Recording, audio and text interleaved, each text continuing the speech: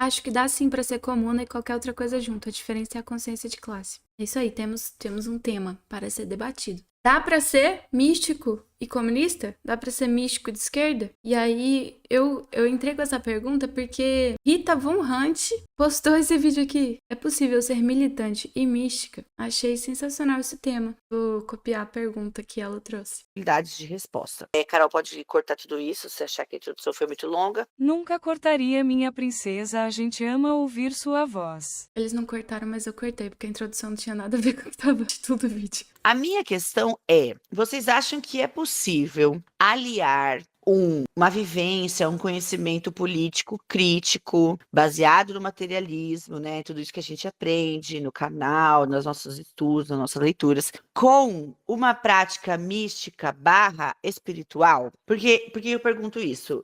Para quem não sabe, quem é seguidor da Rita e não me segue, nunca me viu, eu hoje estou umbandista, né? Eu faço parte de um terreiro de umbanda, é algo que eu gosto muito, amo muito, me faz muito bem. Eu também sou das práticas místicas há muitos anos também, desde muito nova. Minha mãe levou eu e minha irmã assim para tomar floral, fazer reiki, massagens e práticas energéticas, meditações. É algo que eu gosto muito. Eu me sinto muito bem, me faz muito bem. E só que conforme eu fui amadurecendo a minha visão crítica, política, de raça, de classe, de mundo, eu comecei a sentir um certo embate interno, né? Porque tem muitas pessoas que usam o discurso místico, mágico, que seja, para justificar repressões, justificar atrocidades contra certas classes, certas raças. Tem gente que usa isso para justificar o karma, porque a pessoa mereceu, porque a pessoa é de outra vida. Isso é um karma de outra vida e eu, porra, isso aí já não dá para engolir, entendeu? Aí já fico, porra, que é isso, sabe? Não, cara, não, isso aí para mim não dá para engolir, porque isso é questão do capitalismo, é questão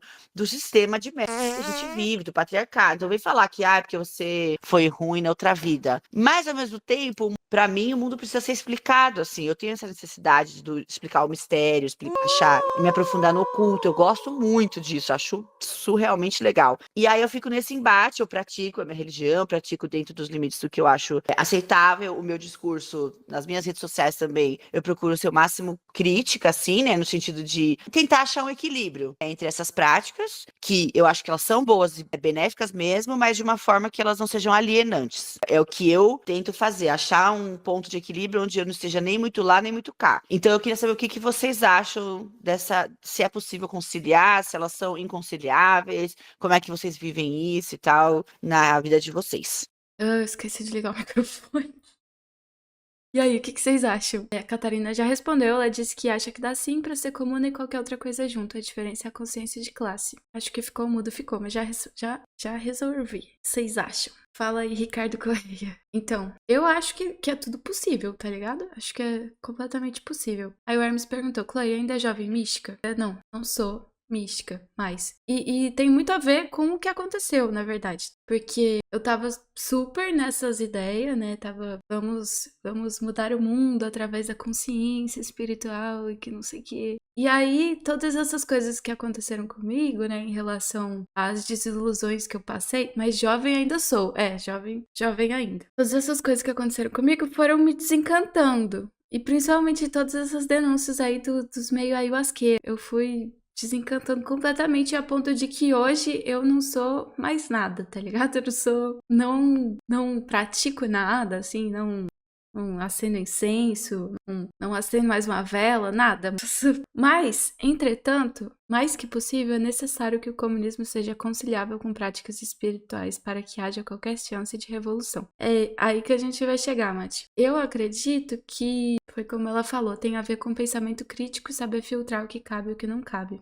Eu acredito que não tem como a gente simplesmente lutar contra a religião, contra a espiritualidade, porque nem tem razão para fazer isso, né? Mas tem uma frase do livro do Marx, que o pessoal tira de contexto, seguinte: sofrimento religioso é, ao mesmo tempo, a expressão do sofrimento real e um protesto contra o sofrimento real. A religião é o suspiro da criatura oprimida, o coração de um mundo sem coração e a alma de condições sem alma. É o ópio do povo. Aí os crentes pegam essa frase e pega só a religião é o ópio do povo. e tira do contexto. Só que o que ele estava querendo dizer é que a religião, ela é sintoma da sociedade. E não o contrário, ela não é a causa, ela é sintoma do sistema e das nossas relações sociais. E perdi o chat. Por ser sintoma, a religião é uma ótima forma da gente estudar a sociedade, entender como ela se organiza e como ela está dada. Dito isso, antes de eu começar a explanar todas as minhas ideias, eu vou colocar o próximo vídeo que eu encontrei de quem? Do Jones Manuel. Adoro Jones Manuel. O nome do vídeo: Em Nome de Deus e da Revolução, Marxismo e Religião. Salve galera! O tema do vídeo de hoje é Marxismo e Religião. É muito comum ouvir nos discursos da extrema-direita, inclusive de alguns marxistas, que não é possível ser marxista e religioso. Todo marxista tem que ser necessariamente ateu. Isso é verdade? É incompatível ser marxista e ser religioso? A questão não é bem assim. Existem algumas dimensões do problema que a gente vai tentar separar de maneira mais didática abordá-los. Adianto que a dimensão histórica de que, se nas experiências socialistas os religiosos foram perseguidos ou não, eu não vou abordar nesse vídeo, porque a questão dos países socialistas e da repressão vai ser abordada em breve, num vídeo específico, particular sobre isso, onde eu vou falar da questão se pessoas... Gui falou: as ideias místicas servem mais como uma coisa filosófica. Além da física, entidades e deuses devem ser vistos como histórias de entendimento sobre a condição humana. Exatamente. As religiosas foram reprimidas ou não por serem religiosas nas experiências socialistas, mas adianto que essa história de que todos os países socialistas perseguiram pessoas católicas, espíritas, etc., isso é falso. Mas vamos abordar isso no próximo vídeo. Nesse vídeo específico, primeira questão. O marxismo compreende que todas as relações humanas são explicadas a partir da atividade dos próprios seres humanos. Atividade que tem como fundamento a relação ser humano-natureza mediada pelo trabalho, onde o ser humano produz e reproduz a vida. Então, Peraí, estão curtindo a live? Com quantos likes na live? Falei pra mim. Tem 23 pessoas assistindo e quantas curtidinhas? Curtam a live. Como é que faz? Uma enquete. Aí, consegui fazer uma enquete. Que chique.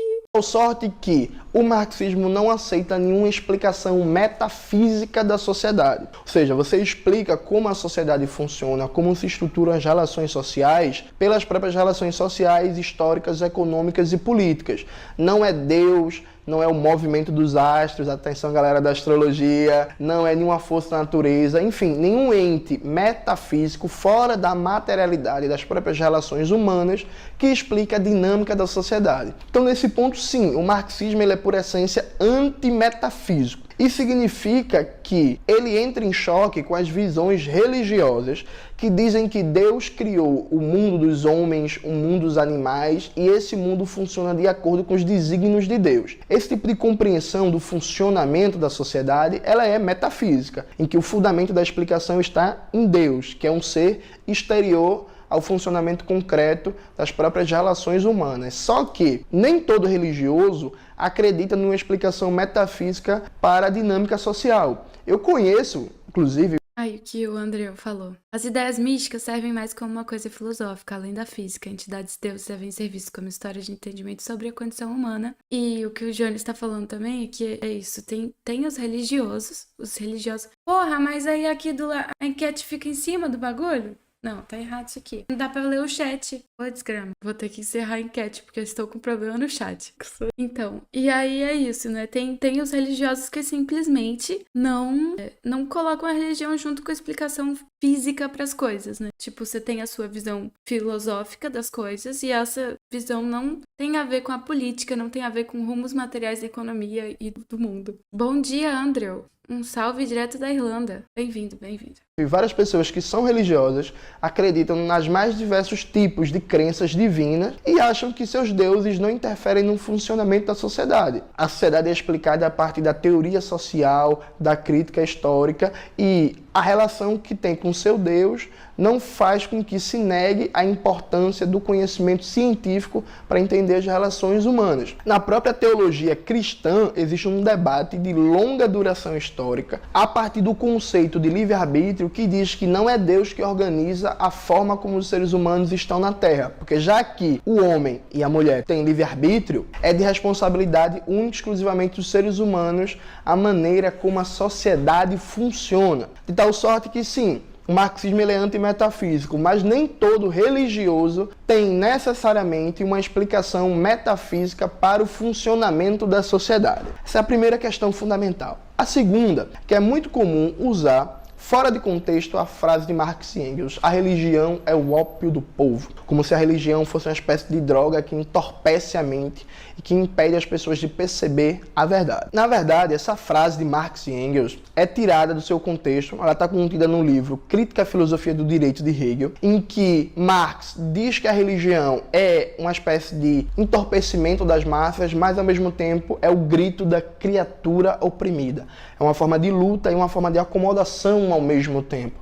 Recomendo, inclusive, que leiam inteiramente o texto, que só tem 10 páginas, a parte final do livro, onde está contido essa frase. Existe um grande debate no marxismo se existe ou não uma teoria da religião na obra de Marx e Engels. Para alguns teóricos sim, para outros não. Eu me filio à perspectiva de que não existe uma teoria complexa, bem delineada da religião em Marx e Engels, mas existem sim apontamentos históricos e teóricos muito importantes sobre as formas religiosas, que a partir daí os marxistas podem desenvolver uma teoria da religião. De maneira geral, e pegando os aspectos centrais, existem 2 apontamentos fundamentais na obra de Marx e Engels sobre a questão religiosa. Primeiro, antes do desenvolvimento do capitalismo, com um baixo nível de desenvolvimento das forças produtivas, os seres humanos têm uma relação de dependência maior com a natureza. O que é que significa isso? Para plantar, por exemplo, para fazer atividade da agricultura, o ser humano dependia muito mais da dinâmica das chuvas, das secas, do clima de maneira geral. Ele não tinha a capacidade que se tem hoje de pegar uma região desértica, uma região seca, e a partir da agricultura irrigada transformar essa região numa região fértil. Essa capacidade era muito menor. De tal forma que, como as forças da natureza dominavam muito mais os seres humanos e condicionavam suas relações sociais, existia uma tendência, aliado ao próprio baixo nível de complexidade social do desenvolvimento das forças produtivas dessas sociedades, de enxergar as forças da natureza como deuses, né? Então, o deus da chuva, o deus do fogo, o deus do sol, o deus do frio, por aí vai. Essas formas religiosas animistas são comuns a diversos povos do mundo. Jones do Antigo Testamento. Onde será que ele gravava? Onde será que o Jones gravava? Que existiam sob a condição de baixo desenvolvimento das forças produtivas. E aqui vai um comentário para meus amigos antropólogos que isso não tem nenhum juízo de valor, não estou falando que os povos eram inferiores, nem nada disso, é apenas uma constatação objetiva. Outro aspecto fundamental dos comentários de Marx e Engels sobre a religião é que com o grande desenvolvimento do capitalismo, as formas religiosas nesse modo de produção mudam um pouco de configuração. Tal sorte que, com o capitalismo, recua as barreiras naturais e o ser humano tem uma capacidade muito maior de dominar a natureza, se sobrepondo em muitos aspectos a ela. Mas a forma de consciência religiosa continua sendo uma forma alienada. Por quê? Porque na sociedade capitalista, a alienação é algo estrutural. Como assim? E explicando de maneira rápida, porque não vou ter tempo de explicar em detalhes o que é conceito marxista de alienação. Os seres humanos, os trabalhadores, produzem toda a riqueza no capitalismo, só que não desfrutam dessa riqueza. Essa riqueza ele aparece como uma potência estranha. O trabalhador não reconhece no produto do seu trabalho o objeto da sua criação, de tal forma que as coisas se humanizam e as pessoas se coisificam. O trabalhador não olha para aquele carro, para aquele prédio, para aquele apartamento, para aquele shopping, para aquele hospital, para aquela roupa e pensa, isso foi criação minha, isso foi criação do conjunto da classe trabalhadora. De tal forma que a potência humana criadora é alienada do trabalhador. Dentro desse processo, a religião seria uma das formas de potência alienada da classe trabalhadora, dentro das formas mais gerais de alienação. Então, Deus é uma projeção do ser humano estranhado, que não reconhece sua praxis humana como única geradora da riqueza. De tal forma que a religião, sim, é uma forma de consciência alienada a nível estrutural. A nível histórico-político, Marx e Engels perceberam que as instituições religiosas, de maneira geral, são aliadas da classe dominante. nas diversas conjunturas políticas. Então, por exemplo, a Igreja Católica era Esse ponto é muito importante, que é a religião servindo de instrumento para as classes dominantes. E também se relaciona muito com a questão do Santo Daime, que, beleza, o Daime não tá ali envolvido com a burguesia nacional, o Daime não é uma grande religião. Boa noite, já tô vendo 2 lindos na minha tela. Boa noite, boa noite. O Daime não é uma grande religião que seja grande que nem a Igreja Católica ou os evangélicos. Mas essas relações de poder, por exemplo, aonde eles estão, elas já se classificam ali como relações de poder. E aí eu acho que essa é uma das questões em cima da religião. É a gente saber a quem ela está servindo. aliada um aparelho ideológico e político da nobreza feudal no antigo regime. Lutou contra a ascensão revolucionária da burguesia. Inclusive, isso explica em muitas dimensões porque a burguesia revolucionária era ateia, especialmente a parte dos seus pensadores iluministas.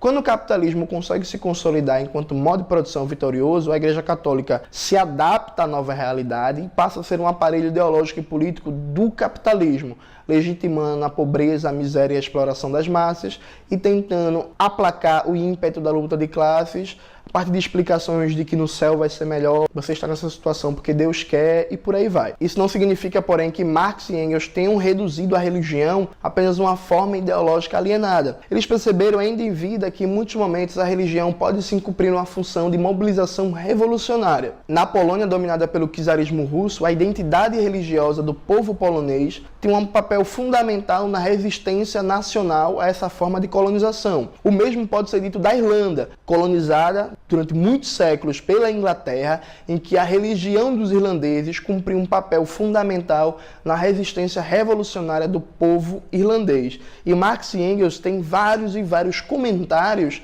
sobre a luta anticolonial da Irlanda e em nenhum deles eles criticam essa luta por ter uma dimensão religiosa, muito pelo contrário. Eles reconhecem o papel da identidade religiosa nessa luta anticolonial e de libertação nacional. Um belo exemplo disso é a obra do marxista católico e nacionalista James Connolly, que está chegando agora ao Brasil pela primeira vez, tradução da Baioneta Editora, está lançando um livro, O Socialismo e a Religião. James Connolly é conhecido como Lenin irlandês. Ele era um cara que teve um papel fundamental no movimento de libertação nacional da Irlanda, foi preso e morto pelo colonialismo inglês, aliado da burguesia irlandesa, e é um cara que mostrou várias e várias vezes como é possível, com tranquilidade, organizar os operários religiosos para a luta de libertação nacional e que não existia contradição, e debateu diretamente com os religiosos da Irlanda que tentavam dizer para os operários que, cuidado, os comunistas são ateus, vocês não podem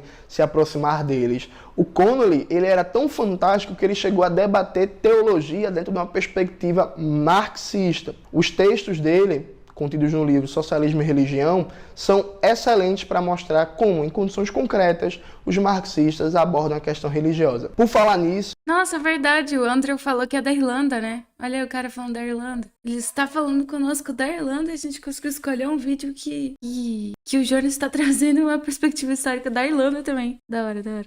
Esse livro já está sendo vendido pela Baioneta Editora, está disponível. É um sinal, Bárbara. Olha aqui, além de feminista, você é mística também? Proibido, proibido. Como é que banha do chat, Bárbara? No site, e não custa lembrar, agora vem o momento do merchan, né? Realmente, aqui eles são bastante a favor da libertação dos povos. Por exemplo, é um dos países europeus que mais se manifestaram em favor da Palestina, no recente genocídio. Infelizmente, a nova geração. A nova geração o quê? Salve para o Jones e para o Manuel. Da Plant aqui. Infelizmente, a nova geração que termina a fala aí. Infelizmente, a nova geração está se afastando dessa ideia e virando uns reaça. Então, mas esse é um movimento global aí. Tá foda. Que os fãs do canal têm direito a 10% de desconto. Basta, na hora do momento da compra, colocar lá o cupom Jones Manuel 2019. Vocês ganham 10% de desconto nesse livro, que é um indispensável para entender a questão do... Infelizmente, a Cruz Celta às vezes é usada como Dog Wilson também. Wilson. Dog Wilson. Dog Whistle. Whistle. marxismo e da religião. Mas continuando a argumentação, se Marx e Engels já perceberam que em vários momentos a religião cumpre uma função revolucionária, outros grandes marxistas como Lenin, Rosa Luxemburgo, Gramsci, Stalin, Mariátegui, Trotsky, Mao e tantos outros, foram ainda mais fundo. Eles perceberam que é uma besteira tentar chegar com um programa ateísta militante no seio dos trabalhadores. Essa não é a função de um partido revolucionário. Um partido revolucionário que quer o socialismo não deve colocar como critério, por exemplo, que seus militantes sejam ateus. O próprio Lenin ironiza seus companheiros de partido que defendiam isso com a frase que dizia mais ou menos assim: não me importa para onde os trabalhadores acham que vão depois da morte. O importante é que em vida eles lutem pela revolução socialista. E essa é uma perspectiva muito Essa frase é sensacional. De novo.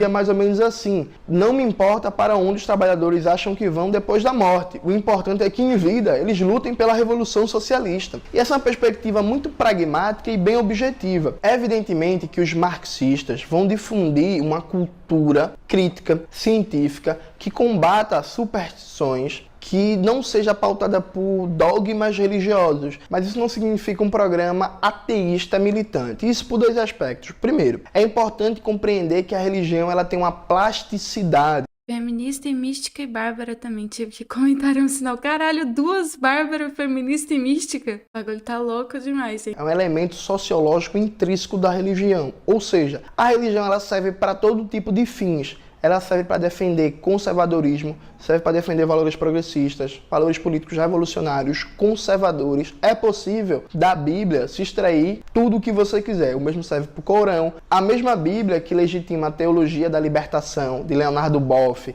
e tantos outros, legitima a teologia da prosperidade, de Silas Malafaia. O mesmo... Exatamente. A mesma Bíblia que tá no Silas Malafaia também tá ali no Santo Daime. O mesmo Santo Daime que legitima o abusador é o mesmo Santo Daime que pode também ser ótimo para outras pessoas que, inclusive, ficam muito putas quando eu falo que tem abusadores no Santo Daime. Cada um, né? Cada um usa do jeito que quer essa porra. Corão, que legitimou o nacionalismo revolucionário islâmico, legitima o fundamentalismo religioso daquela aberração chamada de Estado Islâmico.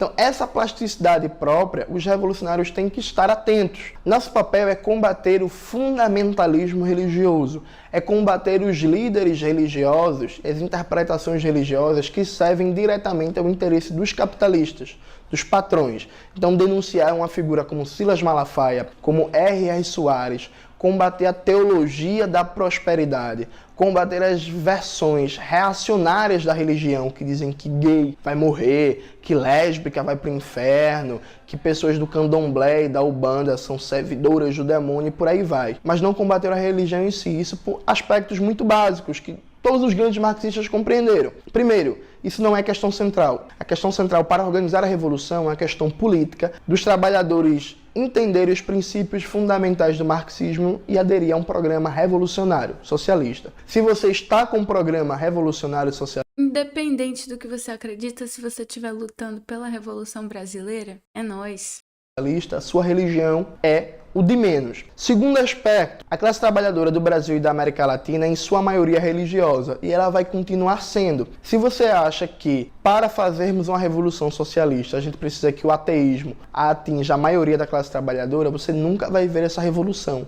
Porque os trabalhadores, durante a Revolução Russa, ou durante a Revolução Cubana, ou qualquer outra revolução, eles continuavam religiosos, eles não deixaram de seguir os seus deuses. O que eles fizeram foi se descolar das instituições religiosas que atendiam o interesse da classe dominante. Os trabalhadores na Rússia continuaram seguidores de Cristo numa perspectiva ortodoxa. O que eles fizeram foi abandonar a igreja ortodoxa. Abandonaram a religião, não a religiosidade. Aliado a isso, se a gente considera que a religião é um determinante estrutural do capitalismo, dado que esse sistema, esse modo de produção funciona enquanto formas de exteriorização alienada, é uma besteira achar que a gente vai acabar com a religiosidade antes do comunismo. Porque se a religiosidade é uma dimensão estrutural da formação social capitalista, ela só vai definhar com a superação do modo de produção capitalista. E por último, um próprio critério político imediato da conjuntura, a partir de um exemplo básico. Gregório Bezerra, um dos maiores líderes da história do movimento comunista brasileiro, a certa altura, os militantes do seu partido, o Partido Comunista Brasileiro, estavam fazendo pichações com palavras de ordem ateístas. Os integralistas, que eram os fascistas brasileiros, estavam aproveitando esses cartazes, essas pichações para dizer assim, tá vendo? Os comunistas são inimigos de Deus, da religião, eles querem acabar, proibir a sua religião. Gregório Bezerra chamou seus camaradas, deu a famosa bronca federal violenta e falou: camaradas, nosso papel não é esse. Em vez de gastar toda essa energia falando mal de Deus ou da religião, por que vocês não falam sobre o preço do pão, sobre o preço do transporte, sobre a falta de emprego, sobre o salário ruim? O papel central dos comunistas não é combater a religião ou dizer que tem que ser ateu ou não ser. O papel central da gente é defender as condições de vida e de existência da classe trabalhadora, trazer ela para uma luta que cada vez mais passe da luta imediata, a defesa dos direitos, das condições de vida, para uma luta revolucionária contra a ordem. Dentro desse processo, a gente vai combater sim um fundamentalismo religioso, vai combater igrejas, vai combater líderes religiosos a serviço do capital, mas sempre entendendo a diferença entre a institucionalidade da igreja e a religiosidade popular do povo. A gente não é contra a religiosidade, a gente entende que a questão da religiosidade é algo que vai se dissolver até certo ponto por si só na sociedade comunista. Até então, se você quer lutar em nome de Deus e da revolução, seja bem-vindo. A trincheira da resistência popular precisa de você. Porque, como diria Jesus, ou Marx, ou Jesus, eu não sei, eu confundo, é mais fácil um camelo passar pelo buraco de uma agulha do que um rico entrar no reino dos céus. Porque todo mundo sabe, né, que o rico não vai pro céu, ele vai pro paredão. É isso, galera. Espero que vocês tenham gostado do vídeo de hoje. Não esqueça de ajudar a melhorar e manter o canal a partir do Apoia-se. Nossa grande meta para 2019 é chegar a 50 mil inscritos e para isso a gente agora vai lançar um vídeo por semana. Hoje, ele tá falando que a meta era 50 mil. Hoje ele tem 374 mil inscritos e ele fez um jornal. Ele tá com um jornal popular todos os dias. Eu recomendo muito vocês assistirem esse jornal numa perspectiva popular, né? Uma perspectiva da classe trabalhadora. Sensacional, gente. Jones Manuel. Não posso nem falar muito, né? Jones Manuel é incrível. E aí, o que vocês acharam? Ah, falou, plot twist. Foi com a galera do MST numa implementação de agrofloresta. Serviram ayahuasca pra nós lá e pronto, sou mística e comunista. Olha lá, velho, foi tomar ayahuasca com o povo do MST, que doideira. Doideira, Jones é massa. O Jones é sensacional. Fangirl demais do Jones. Então, o lance é esse, né? E aí, eu acho que essa brisa de ser ateu... Vocês lembram assim no começo do YouTube que a brisa era ser ateu? Acho que você esqueceu de mencionar os braços maravilhosos do camarada. Eu não preciso nem mencionar. Não preciso nem mencionar. Ai, Jesus. Ser ateu era muito Rock Wins. Exatamente. Tipo assim, no começo do YouTube, tinha o Pirula lá, o Felipe Neto, o nome dele? Cauê Moura. E era, tipo, toda uma vibe de ser ateu, né? E ser ateu era também uma fita de ser contra o mainstream. Tipo, ser contra aquilo que tá aqui, né? Tipo, ser ateu era o bagulho cool. Enfim. E aí, soma-se a isso, ali o discurso, a frase do Marx é que a religião é o ópio do povo. Acho que sim, mas minha galerinha era super, ai meu Deus, como eu sou ateu. Ateu, gostava de rock. Quando eu era mais jovem, era tipo assim, odeio funk. Funk, não pode gostar de funk. Não pode gostar de Restart. Enfim. E aí tem essa fita, né? Tipo, ser ateu é ser contra tudo isso que tá aí. O que o Jones falou no vídeo várias vezes, né? Não, peraí, eu vou ter que parar de ler o chat, senão eu não vou conseguir completar um raciocínio. Carregando. Desculpa, gente, hoje eu tô meio cagada da cabeça e tá difícil. Tomar um gole de água. O que eu queria dizer é que depois dos braços maravilhosos do camarada que tudo desandou.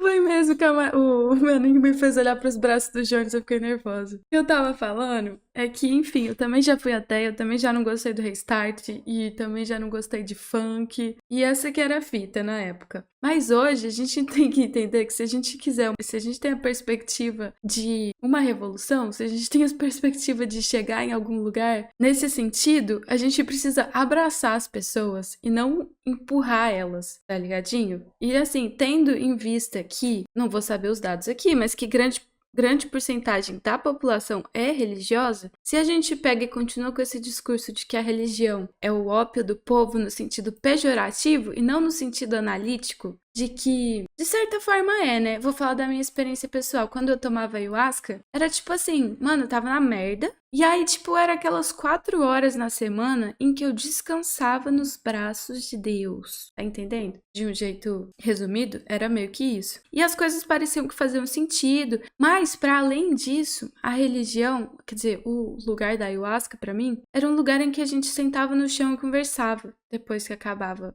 a sessão, digamos assim, depois que acabava o trabalho.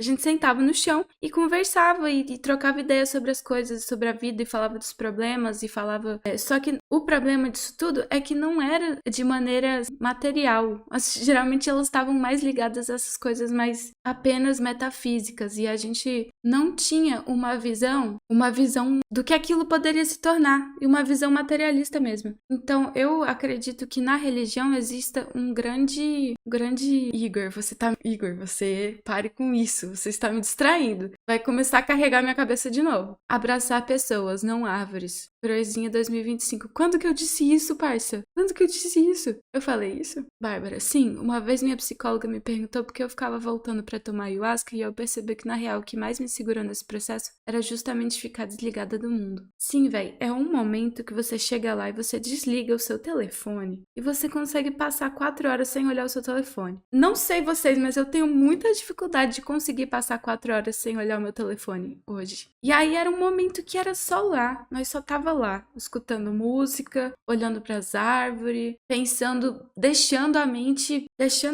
simplesmente acontecer, porque essa é uma coisa que eu sinto falta, na verdade, que é o fato de que eu não consigo desligar a porra da minha cabeça. Não que eu desligasse antes, a gente não desliga, mas assim, às vezes eu, tipo, de verdade, velho, às vezes eu sou cronicamente viciada em YouTube, porque a minha cabeça fica pensando em coisas paia, tá ligado? E aí, tipo assim, o jeito que eu tenho de não ficar pensando em muita coisa é escutar outra pessoa falando outra coisa. E aí, quando eu tava na ayahuasca, eu simplesmente permitia a minha cabeça devagar. E eu acho que o próprio processo criativo, ele precisa que você deixe a sua cabeça devagar, tá ligado? Ele precisa do tédio. O tédio, ele é necessário para que a gente crie coisas novas. É a partir do tédio que você cria possibilidades, assim. Não sei se já perceberam, mas é tipo...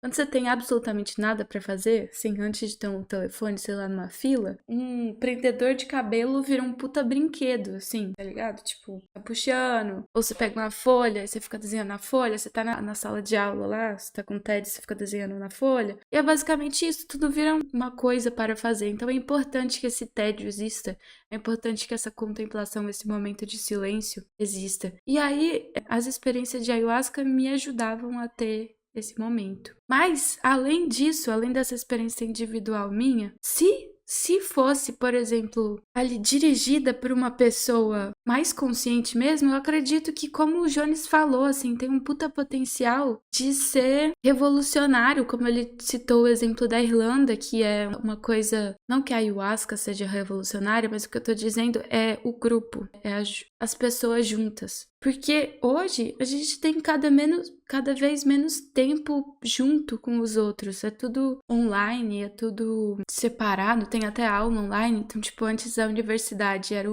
sabe, as universidades, elas têm todo esse negócio de ser coisa de esquerda, todo esse bagulho de ser esquerdista que tá lá. E aí, por quê? Porque os caras tá sentado lá e pensando, e discutindo, e formulando. E aí, hoje a universidade, mano, eu faço uma faculdade online, né? Acho isso bom. Não tô julgando as faculdades por esse motivo específico, mas eu tô pensando a respeito da comunidade, onde que a gente forma a comunidade, sabe? Cara, eu só tenho um grupo no WhatsApp com as pessoas da faculdade, eu não sei quem elas são. E aí é tipo, tem a aula, tá gravada ali, e boa, não tem mais as pessoas ao meu redor, não tem isso. E isso é uma das coisas que faz a gente humano, né? Estar junto com os outros. E a religião, além dessa questão do grupo, se ela for bem dirigida, digamos assim, ela pode ser um instrumento revolucionário de tipo, toma aqui um grupo, uma comunidade, a gente vai lutar pelas nossas causas, a gente vai construir algo juntos, entende? Além disso aí, ainda tem a questão da cultura. O que faz o povo brasileiro? O que unifica a gente como pessoas? Tem a língua, tem vários elementos culturais, né? Entre eles a língua, a religião, todas essas coisas. Várias coisas aí. Eu não sou socióloga, eu tô dando um freestyle aqui, então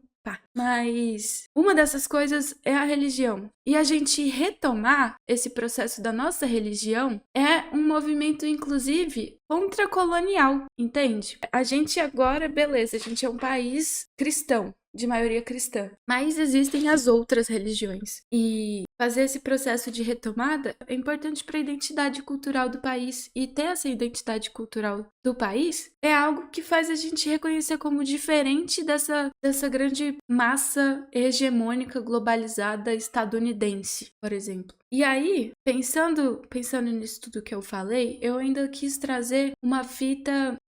Peraí, eu tô escutando uma gritaria ali. Live de mãe. Luiz Rufino, no livro Educação e Descolonização, fala da importância da espiritualidade na resistência, na sobrevivência e nas revoltas, porque o círculo é basilar no fortalecimento pessoal e coletivo. Bárbara trouxe referências. Gostei, Bárbara. Bom, antes de eu passar pro próximo vídeo, que era o coisa que eu queria fazer, eu queria falar sobre o bagulho do ópio. Numa sociedade em que a gente vive pra trampar, comprar comida e voltar pra casa, e aí, tipo, no meu caso, de pessoa privilegiada, eu tenho 2 dias de folga, porque ainda por cima tem gente que não tem nem 2 dias, tem só 1. Ou no caso lá do Zafari, lá do Rio Grande do Sul, eles trabalham 10 por 1. Vocês estão ligados nisso? O Jones Manuel fez um vídeo falando sobre o Zafari. Enfim, 2 dias para descansar, 5 dias de trabalho, 8 horas de trabalho ou mais diárias. E aí, qual que é o sentido da vida? Tá ligado? Esse é um questionamento que aparece frequentemente nesse lugar em que a gente tá. Inclusive em que a religião, ela acaba sendo esse ópio. Porque é isso, mano. O que mais que tem? E aí, ao invés da gente lutar contra o sistema que faz com que tudo perca o sentido, a não ser ter dinheiro e ganhar dinheiro, a gente vai lutar contra os religiosos que estão só buscando o lugar de descanso deles, sabe? E é aquilo que eu comecei falando, que a religião, ela é sintoma e não causa. Não adianta a gente lutar contra o sintoma, tá ligado? É a causa. E aí, crazy, entendi o que você falou, mas é sempre bom lembrar que 2 dias de folgas não é um privilégio. Não é um privilégio, mas assim, no modelo em que a gente tá, é um pouquinho melhor. Eu estou numa parcela um pouquinho melhor. Não é um privilégio. E, enfim, dito tudo isso que eu falei, e sobre como a religião pode ser um movimento de identidade para fortalecer essa identidade e ser anticolonial, contracolonial, não permitir que a gente se torne parte dessa massa hegemônica globalizada estadunidense, os caralho.